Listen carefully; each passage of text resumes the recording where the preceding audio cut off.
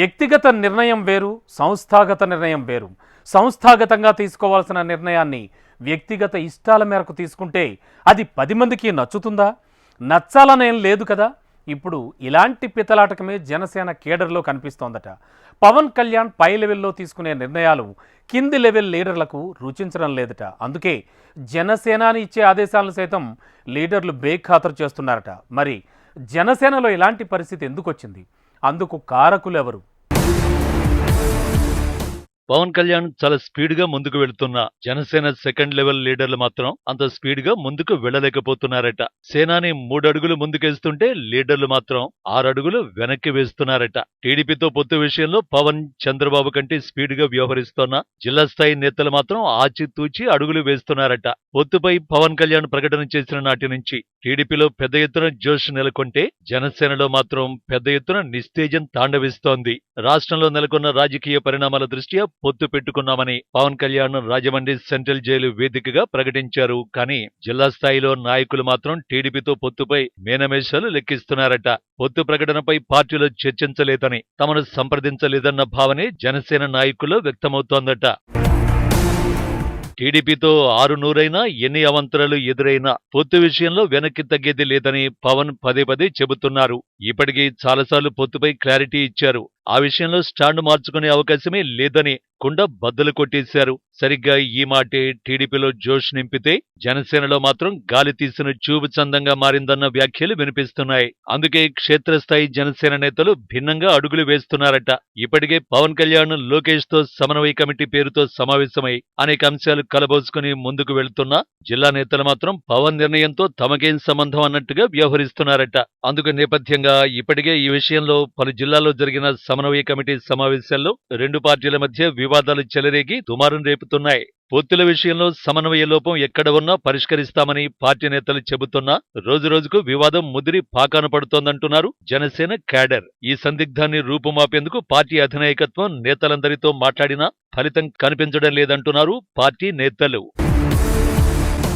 2 పార్టీల మధ్య వివాదాలకు కారణమైన పలు నియోజకవర్గాల నేతలతో సమన్వయ కమిటీ నేతలు సమావేశమై చర్చించినా సమన్వయం మాత్రం కుదరడం లేదట. పొత్తుకు సంబంధించిన అంశంలో అధినేత తీసుకునే నిర్ణయం నియోజకవర్గాల వారీగా వివాదం రేపుతోంది.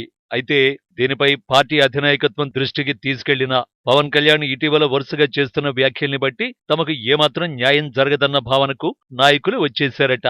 ఇటీవల జగ్గంపేట, నందిగామ, అవనిగడ్డ, పెడనతో పాటు పలు నియోజకవర్గాల్లో ఈ సమస్య మరింత జటిలంగా మారింది. ఈ నేపథ్యంలో అలాంటి అపనమ్మకాలకు, తప్పుడు అభిప్రాయాలకు చెక్ పెట్టాలంటే సొంత పార్టీ నేతల మధ్య ముందు సమన్వయం సాధించాలని జనసైనికులు అభిప్రాయపడుతున్నారు. ఇది కేవలం పొత్తుకు సంబంధించిన అంశం మాత్రమే కాదని, నియోజకవర్గం పరిధిలో పార్టీ బలోపేతం కోసం తాము ఎంతో కాలంగా పనిచేసిన వేళ త్యాగాలు చేసేందుకు సిద్ధంగా లేమన్నది ఆ పార్టీ నేతల నుంచి వినిపిస్తోన్న మాటగా చెప్పుకుంటున్నారు. ఈ క్రమంలో పార్టీ బలంగా ఉన్న నియోజకవర్గాల్లో జనసేన నేతలు మెట్టు దిగేందుకు సిద్ధంగా లేరట.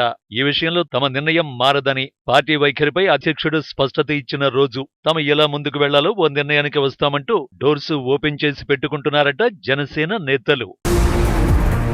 మరోవైపు పొత్తు విషయంలో సొంత పార్టీ నేతల నుంచి వ్యక్తమవుతున్న విమర్శలకు నచ్చజెప్పే బాధ్యతల్ని పవన్ కళ్యాణ్ తీసుకున్నారు. ఇప్పటి వరకు సమన్వయ కమిటీ సమావేశాలు నిర్వహించిన జిల్లాల్లో తలెత్తిన వివాదాలు, అక్కడ కనిపించిన లోపాల ఆధారంగా నివేదిక తెప్పించుకుని వాటికి ఫుల్ స్టాప్ పెట్టే పనిలో పడ్డారట పవన్ కళ్యాణ్. ఇటీవల పిఠాపురం, జగ్గంపేట, పెడన, విశాఖపట్నం జిల్లాల్లో జరిగిన సమన్వయ కమిటీ సమావేశాలు వివాదాస్పదం కావడంతో ఆయా నేతలతో పవన్ నేరుగా మాట్లాడాలని నిర్ణయించారు. టీడీపీతో కలిసి ప్రభుత్వ వైఫల్యాలపై పోరాడే సంగతి పక్కన పెడితే ప్రధానంగా నియోజకవర్గాల వారీగా టికెట్లకు సంబంధించిన అంశమే ప్రధాన వివాదంగా తెరపైకి వస్తోంది. అందుకే పవన్ నేరుగా వారితోనే మాట్లాడేందుకు సిద్ధమయ్యారు. నియోజకవర్గంలో నెలకొన్న రాజకీయ, సామాజిక సమీకరణలు దృష్టిలో ఉంచుకొని ఎదురు తిరుగుతున్న నేతల్ని దారికి తెచ్చుకోవాలని భావిస్తున్నారట. అలాంటి వారిని బుజ్జగించి ఒప్పించడం కోసం ప్రాధాన్యమిస్తున్నారట పవన్. టీడీపీ విషయంలో ఎవరూ గొడవలు పడొద్దని, తానే ఒక మెట్టు దిగి కలిసి వెళ్తున్న సమయంలో ఎవరూ వివాదాస్పద వ్యాఖ్యలు చేయవద్దని పవన్ హెచ్చరిస్తున్నారు. అయితే ఇటీవల చంద్రబాబు ఓ 2 నియోజకవర్గాల్లో పోటీ చేసే అంశాన్ని ఏకపక్షంగా ప్రకటించడం, ఆ తర్వాత వెంటనే పవన్ కూడా తాను 2 సీట్లు ప్రకటించుకోవడం అనేది అసంతృప్తితో రగిలిపోతున్న జనసేన నాయకులకు అంది వచ్చిన అవకాశంలా మారిందని అంటున్నారు. మరి ఈ క్రమంలో తదుపరి పరిణామాలపై పవన్ ఎలా వ్యవహరిస్తారన్నది ఆసక్తికరంగా మారింది.